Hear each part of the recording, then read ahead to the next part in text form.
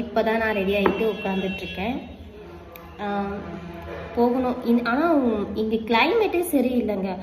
இந்த ஒரு 10 நாளாகவே அப்படியே ஒரே மழை பனி.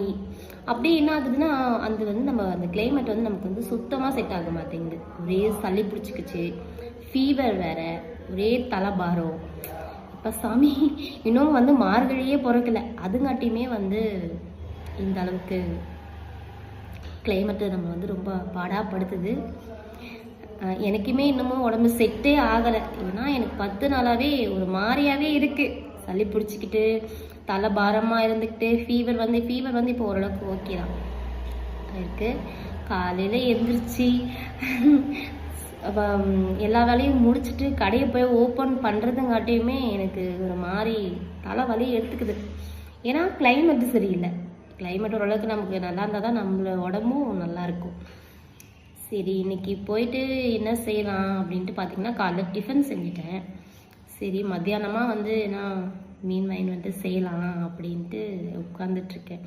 இன்னும் பால் வரல. பால் வாங்கி வச்சுட்டு வந்துட்டார் அவர். அங்கே ஆறுன சத்தம் கேட்குது.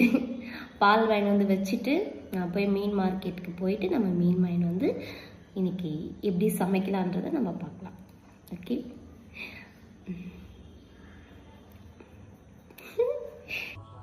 இதில் மீன் மசாலா பவுடரு, வெறும் மிளகாத்தூள், இதில் பார்த்திங்கன்னா இஞ்சி, பூண்டு, மிளகு, சீரகம், இது மொத்தத்தையும் நான் மிக்சியில் போட்டு ஆட்டிக்கிட்டேன். இதை நம்ம கொட்டிக்கலாம். நமக்கு தேவையான அளவு உப்பு போட்டுக்கலாம்.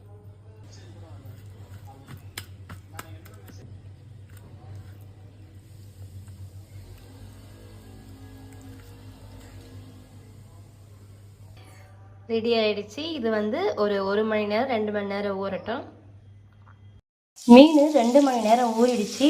ஊறி நம்ம வறுத்து எடுத்தாச்சு. இன்னைக்கு ரச சாதம் தான். ரச சாதத்துக்கு இந்த மீன். ஓகேங்களா? இன்னைக்கு உங்கள் வீட்டில் இன்னைக்கு சண்டேக்கு என்ன சமைச்சிங்கன்னு கமெண்டில் சொல்லுங்கள்.